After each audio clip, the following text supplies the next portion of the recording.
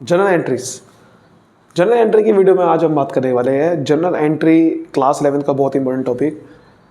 मैंने इसकी वीडियो एक बना रखी है जर्नल एंट्री की, जिसमें मैंने आपको बेसिक बता रखा है।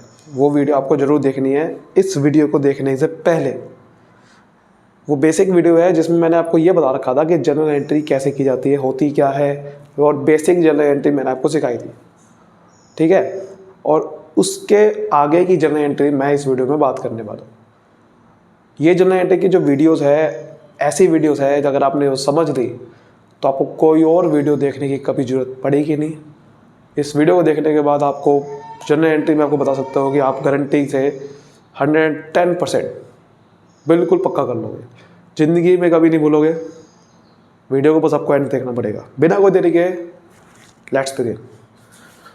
देखो, मैंने आपको बताया था कि बेसिक कुछ जर्नल एंट्री कुछ बताई थी, दोबारा बात कर लेता हूँ। जैसे कि जब भी कोई बिज़नेस में पैसा डालते हैं, जब भी आप बिज़नेस को स्टार्ट करते हो या इन्वेस्ट, जब भी आप बिज़नेस में करते हो, कमेंस करते हो बिज़नेस, जिसे बोलते हैं कमेंस्ड बिज़नेस, है ना। जब भी आप बिज़नेस को स्टार्ट करते हो तो उसकी एंट्री क्या होती है? कैश अकाउंट डेबिट, पैसा आता है टू कैपिटल अकाउंट। मैंने आपको बताया था कि 5 तरह के अकाउंट होते हैं। कैपिटल भी एक अकाउंट है, अगर बढ़ेगा तो क्रेडिट होगा। ठीक है, उसके बाद जब भी कोई सामान खरीदा, गुड्स खरीदे, परचेज गुड्स, तो उसकी एंट्री क्या होगी? परचेजेस अकाउंट डेबिट, क्योंकि गुड्स अकाउंट नहीं खुलता, वो मैं बात कर चुका हूँ। और हमारा पैसा जाएगा तो टू कैश अकाउंट। अच्छा, पैसा नहीं जाएगा तो नाम आ जाएगा पर्सन का, जिसको हम क्रेडिटर बोलते हैं। ठीक है, मैंने सामान बेचा, सेल ऑफ गुड्स, सामान बेचा तो पैसा आएगा कैश अकाउंट डेबिट, और सेल अकाउंट इनकम है तो टू सेल अकाउंट। अच्छा, अगर पैसा नहीं आया तो पर्सन का नाम आ जाएगा, नेम ऑफ पर्सन, उसे हम डेटर बोलते हैं। क्लियर? कोई भी खर्चा करा तो खर्चे का नाम ऊपर आता है, खर्चे का नाम आएगा डेबिट टू कैश अकाउंट। जब भी कोई खर्चा करा तो खर्चा का नाम, जैसे सैलरी अकाउंट, वेजेस अकाउंट, बहुत सारे खर्चे होते हैं। सेम यहाँ पर एसेट भी आ सकता है। कोई एसेट खरीदा तो भी यही होगा। इसमें एसेट खरीदा तो एसेट का नाम आ जाएगा। समझ गए? इस तरह से ऐसे ही कोई इनकम हुई तो इनकम हुई तो पैसा आता है, कैश अकाउंट डेबिट होगा, और टू इनकम का नाम आ जाएगा, जो भी इनकम है। ठीक है, यहाँ तक क्लियर है? या फिर इसको कह सकते हैं, जब भी कोई एसेट बेचा तो एसेट बेचा तो वो कैश अकाउंट डेबिट और एसेट का नाम नीचे आ जाएगा। ये कुछ बेसिक एंट्री है। ये बेसिक एंट्री थी जो मैंने को बताई थी। अब मैं कुछ आगे की बात करने वाला। अब आगे की बात करते ज़रा। Purchase return. अभी आपको मैंने बताया, जब परचेज करते हैं सामान तो purchase account debit to cash, या फिर कोई नाम आ जाता है ना। परचेज रिटर्न का मतलब क्या है? मैंने कोई सामान खरीदा था लेकिन मैंने वो रिटर्न कर दिया, तो उसके लिए ना आप एक अलग अकाउंट खोलते हो, उसका नाम होता है purchase return account. Purchase return में ध्यान रखना, दो, मैंने को बताया था, जब भी कोई ट्रांजेक्शन होती है तो कम से कम 2 अकाउंट इफेक्ट होते हैं, कम से कम 2 अकाउंट। और ये 5 तरह के अकाउंट होते हैं हमारे, इन्हीं 5 अकाउंट में नज़र रखनी पड़ती है। तो परचेज रिटर्न के लिए आपको परचेज रिटर्न अकाउंट एक खोलना है, ताकि मैं ये जान सकूँ कि भैया पूरे साल में मेरी परचेज रिटर्न कितनी हुई है। तो एक अलग से अकाउंट खोलना है, परचेज रिटर्न अकाउंट। और परचेज रिटर्न के अकाउंट के साथ साथ या तो आपका कैश अकाउंट इफेक्ट होगा, क्योंकि आपने खरीदा अगर कैश में था तो कैश अकाउंट इफेक्ट होगा, या फिर उस पर्सन का नाम आ जाएगा जिस पर्सन से सामान खरीदा, यानी कि क्रेडिटर, अगर आपने उधार में खरीदा। तो ये 2 अकाउंट इफेक्ट होने वाले हैं, ध्यान रखना बात। एंट्री क्या होगी? देखिए, परचेज रिटर्न बेसिकली एक कैसा अकाउंट है? ये आपका बेसिकली इनकम वाला अकाउंट है, क्योंकि आपने कोई सामान वापसी कर दिया, अब आपके लिए फ़ायदा हो गया। वो सामान वापसी कर दिया तो आपके लिए फ़ायदा है, और फ़ायदा है वो एक तरह का इनकम है, क्योंकि आपने कोई सामान खरीदा था, वो पैसे देने थे किसी को, बट अब वो पैसे नहीं देने पड़ेंगे, तो फ़ायदा हो गया। वो एक तरह का इनकम वाला अकाउंट समझो इसको। ठीक है, या फिर आप इसे समझ सकते हो, ये बेसिकली ये जो खर्चा था, परचेज अकाउंट एक खर्चा था, वो खर्चे का उल्टे वाला अकाउंट है। खर्चा बंद हो गया तो डेबिट, खर्चा होता है तो वो बंद हो गया तो क्रेडिट हो गया। और यहाँ पर कैश अकाउंट या नेम ऑफ पर्सन जो है बेसिकली वो कम होगा, ये डेबिट होने वाला है। आप ये समझ सकते हो कि जो कैश अकाउंट है ये नेम ऑफ पर्सन, देखो अगर पैसे में खरीदा तो वो तो एसेट हो गया, एसेट वाला अकाउंट है, तो पैसा कम हो जाएगा क्योंकि किसी को पैसा अगर आपने दिया था अब वो पैसा वापसी कर देगा, तो पैसा बेसिकली आएगा, डेबिट होगा, तो एसेट डेबिट होगा।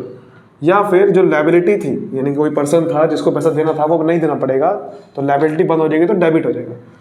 तो ध्यान रखना डेबिट होगा, यानी कि एंट्री में क्या होगा, कैश अकाउंट डेबिट होगा, या फिर वो पर्सन का नाम जिससे आपने सामान खरीदा था उसको डेबिट करना पड़ेगा। और 2 परचेज रिटर्न अकाउंट, क्योंकि परचेज रिटर्न एक तरह का इनकम वाला अकाउंट है, तो ये एंट्री होने वाली है। क्लियर है? Cash account name of person debit, 2 purchase return account. तो क्यों? क्योंकि आपने जब खरीदा था सामान तो एंट्री थी परचेज अकाउंट डेबिट, 2 क्रेडिटर यानी कि वो बंदे का नाम, अब उसको पैसे नहीं देने, आपने कोई सामान खरीदा था वापसी कर दिया तो उसका अकाउंट आपने क्लोज करना है, क्लोज करना है तो क्रेडिट है तो डेबिट करना है। और 2 परचेज रिटर्न, क्योंकि परचेज अकाउंट क्रेडिट नहीं होगा, परचेज रिटर्न के लिए एक नया अकाउंट खोलेगा, उसका नाम है परचेज रिटर्न। तो ये एंट्री होने वाले परचेज रिटर्न के लिए परचेज रिटर्न अकाउंट क्रेडिट हो जाएगा, और पर्सन का नाम या फिर पैसा अगर आपने दिया था तो वो पैसा दिया था तो पैसा वाला अकाउंट डेबिट हो जाएगा, यानी कि उल्टा रिवर्स कर रहे हैं बेसिकली। ठीक है, सेल की बात करते हैं जरा। सेल्स रिटर्न में भी बेसिकली 2 अकाउंट इफेक्ट होने वाले हैं। सेल्स रिटर्न में, सेल्स रिटर्न मतलब मैंने कोई सामान बेचा था उसने वापसी कर दिया, तो सेल्स रिटर्न में 2 अकाउंट इफेक्ट होने वाले हैं। एक तो खुलेगा सेल्स रिटर्न अकाउंट ही, क्योंकि सेल रिटर्न के लिए मैं जानना चाहता हूँ कि कितनी कितनी सेल होगी। और दूसरा, अगर आपने सेल कैश में करी थी तो कैश अकाउंट रिवर्स हो जाएगा, ये ध्यान रखना बात, क्योंकि ये पहले खुल चुका है। या फिर अगर आपने पर्सन का नाम था, डेटर था वो, तो वो डेटर का नाम रिवर्स हो जाएगा। जैसे अगर आप सेल करते हो तो उसकी एंट्री क्या होती है, आपकी एंट्री होती है पैसा आता है तो कैश अकाउंट डेबिट होता है, या फिर पर्सन का नाम जो होता है डेटर जिसे बोलते हैं वो डेबिट होता है, और 2 सेल अकाउंट है ना, सेल अकाउंट इनकम है, रिवर्स करना है। तो सेल्स रिटर्न अकाउंट बेसिकली आपको क्या है, एक रिवर्स वाला अकाउंट है। कैसे? सेल अकाउंट को बंद करने के लिए अकाउंट है वो। सेल अकाउंट तो बंद होता नहीं है, सेल अकाउंट डेबिट तो होने का नहीं, उसकी जगह क्या डेबिट हो जाएगा, सेल्स रिटर्न अकाउंट है। आपने ये समझ लो ये एंट्री रिवर्स करनी है, क्योंकि आपने सेल हुई थी बट वो सेल आपने उसकी वापसी आ गया, वो बंदे ने सामान वापसी कर दिया, तो रिवर्स करना है। तो सेल अकाउंट को रिवर्स कैसे करेंगे, क्रेडिट तो डेबिट करा लेकिन नाम सेल रिटर्न अकाउंट से आएगा। ठीक है, सेल रिटर्न अकाउंट से आएगा। ये बेसिकली आपका एक तो नुकसान हो गया, खर्चा है। 2 वो कैश अकाउंट आपने जो डेबिट किया था वो पैसा वापसी करना पड़ेगा उसे, या फिर उस पर्सन का नाम जो आपने डेबिट किया था उसे आपको क्रेडिट करना पड़ेगा। तो ये समझना है। ठीक है, तो sales return account debit, 2 cash या 2 फिर उस नाम आ जाए, जैसे राम से सामान, राम श्याम जो भी सामान जिसको सामान बेचा था। क्लियर होगी बात? सेल रिटर्न क्या, परचेज रिटर्न। ठीक है सर, अब बात करते हैं नेक्स्ट एंट्री की जो बहुत आती है, bad debts. Bad debts, what is bad debts? Bad debts का मतलब है कि कोई पैसा मर गया। सर पैसा मर गया मतलब, पैसा मर गया मतलब आपका कोई, जैसे आपने कोई सामान उधार में बेचा, क्या एंट्री होती है उसकी, नाम डेबिट होता है, उसे बोलते हैं डेटर। डेटर का नाम डेबिट होता है, उसका अकाउंट खुलेगा 2 सेल्स अकाउंट। डेटर एक ऐसा पर्सन होता है जिससे पैसे लेने होते हैं। मान लो हमने उसको 10,000 का सामान बेचा था तो उसे 10,000 रुपये लेने थे, लेकिन उस डेटर ने कहा कि भैया मैं हो गया हूँ इंसॉल्वेंट, मेरा दिवालिया निकल गया है, या फिर मैं बैंक करप्ट हो चुका हूँ, मेरे पास कोई पैसा नहीं है देने के लिए, मैं बिल्कुल दिवालिया निकल चुका है, मेरा पैसा नहीं है। तो जो उसका पैसा नहीं है देने के लिए, तो आपका वो पैसा मर गया, यानी कि वो पैसा नहीं आने वाला आपका। तो पैसा जो नहीं आने वाला, ख़त्म हो गया आपका पैसा, जो जिससे पैसे लेने थे उसको पैसा, वो पैसा नहीं देने वाला, तो उसे बोलते हैं बैड डेट्स। ये जो डेटर है, डेट्स का मतलब डेटर, वो बैड हो गया। बैड का मतलब वो पैसा नहीं देने वाला। तो अब उसका अकाउंट बंद करना है, क्योंकि वो पैसा नहीं देने वाला, तो अकाउंट खोल के रखना क्यों है? वो अकाउंट खोला था आपने इसलिए क्योंकि ताकि उससे पैसा मिल जाएगा, लेकिन अब तो नहीं मिलने वाला, तो अकाउंट को क्लोज करना है। डेटर अकाउंट को क्लोज कैसे करेंगे? डेबिट होता है डेटर अकाउंट, तो उसे कर देंगे क्रेडिट, क्योंकि डेटर एक एसेट है। एसेट अकाउंट डेबिट होता है जब खुलता है, लेकिन जब बंद होता है तो क्रेडिट होता है। और नाम ऊपर आएगा इसका, यानी कि जो हम दिखाएंगे कि ये डेटर क्यों क्रेडिट करा आपने, बैड डेट्स अकाउंट डेबिट हो जाएगा। बैड डेट्स अकाउंट, ताकि मैं ये दिखा सकूँ कि देखो बैड डेट मतलब एक अकाउंट खोल दिया मैंने बैड डेट का, एक लॉस वाला अकाउंट है और लॉस होता है डेबिट। तो ये दिखा सकूँ कि देखो मुझे लॉस हो गया, बैड डेट्स अकाउंट एक लॉस है कि एक लॉस हो गया मुझे डेटर की वजह से, जो पैसा 10,000 का लेना था अब वो 10,000 का पैसा नहीं मिलने वाला। तो बैड डेट्स रिटर्न ऑफ बोलते हैं सर, रिटर्न ऑफ मतलब खत्म हो गया वो डेटर। ठीक है, कई बार क्या होता है कि कुछ पैसा उसने दे दिया कुछ नहीं दिया, ऐसा भी हो सकता है। यानी कि वो कह रहा है कि देखो मैं आपको 50% पैसा दे सकता हूँ, बाकी नहीं दे सकता। तो जो पैसा मिल गया, तो जो पैसा मिलता है तो एसेट आया, एसेट मतलब डेबिट हुआ, एसेट आता है जो डेबिट, कैश अकाउंट डेबिट। और जो पैसा नहीं मिला उसे आप बैड डेट्स अकाउंट में डाल दोगे। और टू डेटर अकाउंट मतलब कि एक डेटर थे 10,000 रुपये के, उसमें से 5,000 रुपये तो दे दिए, 5,000 का नहीं दिया, तो जो 5,000 मिल गए तो कैश अकाउंट डेबिट हो गया, और जो नहीं मिला उसे आपने बैड डेट अकाउंट में डाल दिया और डेटर अकाउंट पूरे से बंद हो गया, क्लोज हो गया। तो ये भी एंट्री हो सकती है कि जो पैसा मिल गया वो कैश अकाउंट में डेबिट हो जाएगा। देखिए ऐसी एंट्री को बोलते हैं कॉन्ट्रा एंट्री। क्या बोलते हैं? कॉन्ट्रा। कॉन्ट्रा एंट्री मतलब जहां पर दो अकाउंट एक साथ डेबिट या फिर क्रेडिट हो जाते हैं, दो या दो से ज़्यादा अकाउंट एक साथ क्रेडिट या डेबिट हो जाते हैं, उसे कॉन्ट्रा एंट्री बोलते हैं। क्योंकि इसको आप अलग अलग भी कर सकते थे। अलग अलग कैसे कर सकते थे? इसी एंट्री को आप ऐसे कर सकते थे कि कैश अकाउंट, आपको पैसा मिला डेटर से तो cash account debit to debtor 5,000 5,000। फिर आप ऐसे कर सकते थे कि बैड डेट हुआ, बैड डेट अकाउंट डेबिट 5,000 का पैसा नहीं मिलने वाला। कितने डेटर से? डेटर 5,000 थे। तो क्योंकि डेटर दोनों क्रेडिट हो रहा है एक साथ, दोनों एंट्री में डेटर क्रेडिट हो, तो हमने एक साथ डेटर को क्रेडिट कर दिया और ये दोनों एक साथ डेबिट हो गए। तो जब किसी एंट्री में डेबिट एक जैसा हो रहा हो या क्रेडिट एक जैसा हो रहा हो तो उनको मर्ज कर सकते हैं, तो उसे बोल देते हैं हम कॉन्ट्रा एंट्री। ठीक है, चलिए अब आगे बढ़ते हैं। नेक्स्ट एंट्रीज की बात करते हैं, उसका नाम है ड्राइंग। ड्राइंग क्या होती है सर? ड्राइंग का मतलब जब कोई ओनर अपने घर के पर्सनल यूज़ के लिए बिजनेस से कोई पैसा निकालता है या फिर कोई पैसा निकालता है या कोई भी चीज़ निकालता है, एसेट निकालता है, गुड्स निकालता है, कुछ भी चीज़ निकालता है बिजनेस से अपने घर के खर्चों के लिए, उसे ड्राइंग्स बोलते हैं। क्या बोलते हैं उसे? ड्राइंग्स। तो जैसे मैंने बताया हर ट्रांजेक्शन दो इफेक्ट होते हैं, तो ड्राइंग्स के लिए एक ड्राइंग्स अकाउंट तो खुलेगा ताकि मुझे पता चल सके साल के एंड में भी ड्राइंग हुई कितनी है। तो ड्राइंग के लिए ड्राइंग अकाउंट तो खुलेगा, लेकिन साथ में दूसरा अकाउंट कौन सा इफेक्ट होगा? जो वो पैसा जो भी चीज़ निकाल रहा है, अगर वो पैसा निकाल रहा है तो कैश अकाउंट इफेक्ट होगा। अगर वो गुड्स निकाल रहा है तो गुड्स के लिए परचेज अकाउंट इफेक्ट होगा। गुड्स के लिए कौन सा अकाउंट होता है? Purchase account. हाँ, गुड्स बेचा तो सेल अकाउंट होता है, वैसे गुड्स जो पड़ा हुआ है उसके लिए परचेज अकाउंट होता है। और अगर उसने कोई एसेट निकाला तो उसके लिए एसेट अकाउंट इफेक्ट होगा। समझ गए? मतलब मान लेते हैं कि कोई बिजनेस में से ओनर ने पैसा निकाल लिया तो पैसा कम हो गया, बिजनेस से पैसा कम हो गया क्योंकि बिजनेस से पैसा गया ओनर के पास। पैसा क्या होता है? एसेट। एसेट बढ़ता है तो डेबिट, घटता है तो क्रेडिट, तो एसेट होगा क्रेडिट। यानी कि कैश कम हुआ तो कैश अकाउंट क्रेडिट हो जाएगा। अगर उसने बिजनेस से परचेज मतलब गुड्स निकाल दिए, गुड्स भी बेसिकली खर्चा है, खर्चा डेबिट होता है, कम हुआ तो क्रेडिट हो जाएगा, तो परचेज अकाउंट क्रेडिट हो जाएगा। एसेट निकाल लिए तो एसेट कम हो गया, एसेट डेबिट होता है, और कम हुआ तो क्रेडिट होगा। मान लो फर्नीचर निकाले तो फर्नीचर अकाउंट क्रेडिट। और ऊपर क्या आ जाएगा? ड्राइंग्स अकाउंट, क्योंकि ड्राइंग्स एक खर्चा है और खर्चा डेबिट होता है। ड्राइंग्स बिजनेस के लिए तो खर्चा है ना, कि भैया बिजनेस से पैसा गया ओनर के पास, तो जब भी कोई किसी को भी हमने कोई पैसा दिया या एसेट दिया उसके घर के खर्चों के लिए, तो एक खर्चा वाला अकाउंट है। ड्राइंग्स एक खर्चा, बिजनेस के लिए खर्चा है, वो एक तरह का बिजनेस के लिए तो खर्चा है ना, क्योंकि बिजनेस से कुछ भी पैसा जा रहा है बिना कोई रीज़न के। अब यानी कि जैसे आपने सैलरी का बिल दिया, कुछ आया नहीं, तो वो खर्चा ही होता है। खर्चा का मतलब क्या है?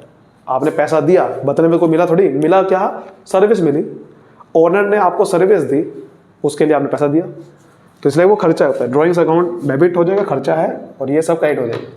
क्लियर है यहाँ तक? बहुत बढ़िया। अब देखो नेक्स्ट एंट्री की बात करते हैं, चैरिटी, फ्री सैंपल। भाई कोई सामान है, मैंने उसको चैरिटी के लिए दे दिया, या मैंने कोई फ्री सैंपल ले लिया कि भाई एक तरह का एडवर्टीजमेंट के लिए कि लो भाई आप यूज़ करके देखो फिर आप मेरे से खरीदना। तो आपका इसमें देखो कोई भी ट्रांजेक्शन होते हैं 2 अकाउंट सोचने कम से कम 2 अकाउंट कौन से इफेक्ट हो रहे हैं। पहला तो आपको यही होगा कि भैया चैरिटी अगर आपने दिया है तो चैरिटी का अकाउंट खोलना पड़ेगा ताकि समझ में आ जाए कि पूरे साल में कि चैरिटी कितनी करी होगी।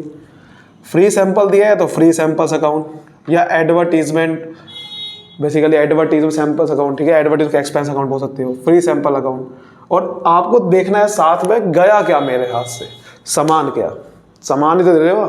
सामान के लिए कौन सा अकाउंट खुलता है, परचेज अकाउंट। सेल अकाउंट नहीं खुलेगा, सेल अकाउंट तो बेचने के टाइम पे होता है, परचेज अकाउंट ही मेन होता है। कोई भी सामान दिया तो मेन पर सामान के लिए परचेज अकाउंट ही होता है। तो आपको अभी समझना है कि एंट्री में डेबिट होगा, अब क्रेडिट क्या होगा। भैया जो भी चैरिटी फ्री सैंपल करा वो खर्चा है आपके लिए, बिजनेस के लिए खर्चा है, और क्या है। आपने चैरिटी करी, मिल थोड़े रहा है कुछ, खर्चा वही तो है ना, सर्विस मिल रही है तो खर्चा है, खर्चा डेबिट होता है। तो चैरिटी या फिर फ्री सैंपल जो भी दिया वो डेबिट हो जाएगा, चैरिटी अकाउंट डेबिट या फ्री सैंपल अकाउंट डेबिट। और गया क्या, सामान, सामान परचेज अकाउंट, परचेज अकाउंट कम हो गया, खर्चा कम हुआ तो क्रेडिट, तो परचेज अकाउंट क्रेडिट। क्लियर है यहाँ तक। चैरिटी या free sample account debit to purchase account, समझ गए। चलिए आगे बढ़ते हैं कुछ। तो कुछ और एंट्री की बात करते हैं। ये भी एंट्री बहुत बार आती है, उसे बोलते हैं जैसे सामान नुकसान हो गया, लॉस बाय फायर या थेफ्ट, या फिर ट्रांजिट में। जैसे आपने कोई सामान बेचा था या फिर सामान खरीदा था, गोडाउन में स्टॉक पड़ा था और जल के राख हो गया, आग लग गई फैक्ट्री में, या फिर चोरी हो गया, थेफ्ट, या रास्ते में सामान जा रहा था रास्ते में ही खराब हो गया, तो ये लॉस है। नाम से समझ में आ रहा है लॉस है। लॉस क्या होता है, डेबिट। तो बेसिकली आपको ये समझ में आएगा कि ये इसके लिए 2 अकाउंट जो खुलेंगे, एक तो इसी का अकाउंट खुलेगा, नाम से ये अकाउंट खुल जाएगा लॉस बाय फायर या लॉस बाय थेफ्ट या लॉस्ट इन ट्रांजिट अकाउंट, है ना। ये अकाउंट खुलेगा एक तो, और क्योंकि लॉस है तो डेबिट होगा, आपको पता है। दूसरा अकाउंट कौन सा खुलेगा, भैया जो सामान जल के राख हो गया वो खत्म हो गया, सामान के लिए account purchase, absolutely purchase account. और आपको पता है अभी पीछे आपने कई बार कर चुके हो, क्रेडिट होगा। तो बेसिकली ये अकाउंट डेबिट हो जाएगा, loss by fire account debit या फिर थेफ्ट अकाउंट डेबिट या फिर loss in transit account debit to purchases account. Clear है। अब कई बार क्या होता है कि आपने इन सामान को जो चोरी हो गया या नुकसान हो गया उसके लिए कई बार इंश्योरेंस करा रखा होता है। अब ये थोड़ी एंट्री समझना अच्छे से। कई बार इन सामान का इंश्योरेंस करा रखा होता है। इंश्योरेंस कंपनी को आप कहते हो कि भैया मैंने, इंश्योरेंस कंपनी पे आप जाते हो कि भैया मुझे क्लेम दो, मैंने इंश्योरेंस करा रखा था। तो जब इंश्योरेंस कंपनी क्लेम के लिए राज़ी हो जाती है तो उसके लिए भी एक एंट्री होती है। इंश्योरेंस कंपनी क्लेम के लिए जब राज़ी हो जाती है कि मैं आपको क्लेम दूंगी, तो फिर क्या होता है कि ये लॉस बाय फायर या जो भी अकाउंट है इसको बंद करना होता है, क्योंकि ये अकाउंट तो तब खुला जब लॉस हुआ, लेकिन जब इंश्योरेंस कंपनी कह रही कि मेरे को क्लेम दे दोगी तो फिर लॉस किस बात का हुआ, आपके लिए लॉस है ही नहीं। वो तो जब क्लेम पैसा मिल जाएगा उसका, तो आपने फिर क्या करना है, ये अकाउंट को क्लोज करना है। कब करना है, जब इंश्योरेंस कंपनी क्लेम के लिए राज़ी हो जाए, तो आपके लिए फिर लॉस खत्म हो गया क्योंकि क्लेम मिल जाएगा। तो थेफ्ट या फिर कोई भी लॉस होगा इन ट्रांजिट वाला, वो अकाउंट क्लोज कर दोगे और इंश्योरेंस कंपनी अकाउंट डेबिट कर दोगे, क्योंकि इंश्योरेंस जिससे भी पैसा मिलने वाला हो वो आपका एसेट है, और एसेट जब आता है, नया एसेट आ गया, डेबिट हो गया। अब अगला एंट्री भी हो सकती है कि जब इंश्योरेंस कंपनी ने आपको क्लेम का पैसा दे दिया, तो जब क्लेम का पैसा मिल गया तो पैसा आया तो कैश अकाउंट डेबिट, ठीक है, पैसा आया और इंश्योरेंस कंपनी अकाउंट क्या हो जाएगा, क्रेडिट हो जाएगा। जिससे पैसा मिला, अब वो पैसा मिला तो वो अकाउंट क्लोज हो गया। इंश्योरेंस कंपनी से अगर पैसा मिला था तो पैसा जब मिलने वाला तो डेबिट किया था, मिल गया तो क्रेडिट कर देगा, अकाउंट क्लोज हो गया। कई बार क्या होता है कि पैसा पूरा नहीं मिलता, तो अगर ऐसा हो गया जो पैसा अगर पूरा नहीं मिला तो ये जो लॉस बाय फायर अकाउंट आपने बंद कर दिया था उसे दोबारा खोलना पड़ेगा, लॉस बाय फायर अकाउंट या फिर थेफ्ट जो भी है। कैसे, मतलब जैसे मान लो आपका लॉस हुआ था 2000 रुपये का, तो हमने एंट्री करी। अब वो इंश्योरेंस कंपनी कह रही है कि मेरे को 2000 रुपये दे दोगी, लेकिन एक्चुअल में दिए उसने 1000 ही। तो पैसा तो 1000 कैश में मिला, लेकिन इंश्योरेंस कंपनी को जो हमने बंद किया था अकाउंट वो 2000 से किया था, बट 2000 में से 1000 मिला, तो 1000 जो नहीं मिला वो एक्चुअल में लॉस हुआ आपका, तो loss by fire account debit हो जाएगा। इसको आप अलग भी कर सकते हो एंट्री को, मतलब मैंने तो इसमें कॉन्ट्रा एंट्री कर दी, मतलब आप अलग भी सकते हैं, cash account debit to insurance company, फिर loss by fire to insurance company. लेकिन एक साथ कर तो ज़्यादा बढ़िया है कि इंश्योरेंस कंपनी से 2000 रुपये आपने पूरा बंद कर दिया अकाउंट, क्योंकि अब नहीं मिलने वाला पैसा कोई भी। लेकिन जो नहीं मिला पैसा वो लॉस हो गया आपके लिए एक्चुअल में, वो लॉस बाय फेयर अकाउंट दोबारा डेबिट करेंगे, मतलब जो पहले डेबिट किया था दोबारा डेबिट करेंगे। तो ये कुछ एंट्री है, मैंने आपको एंट्री जो बताई बिल्कुल नई नई एंट्रीज बताई है। नेक्स्ट वीडियोस में मैं इसके क्वेश्चन कराऊंगा तो आपको और अच्छे से क्लैरिटी आ जाएगी। ये सारे जो कॉन्सेप्ट्स है वो अब क्वेश्चन में काम आने वाले हैं। तो इस वीडियो को शेयर जो करना और ये वीडियो को सेव करके रख लो, हर जगह काम आएगी। मिलते हैं नेक्स्ट वीडियो में, ऑल द बेस्ट।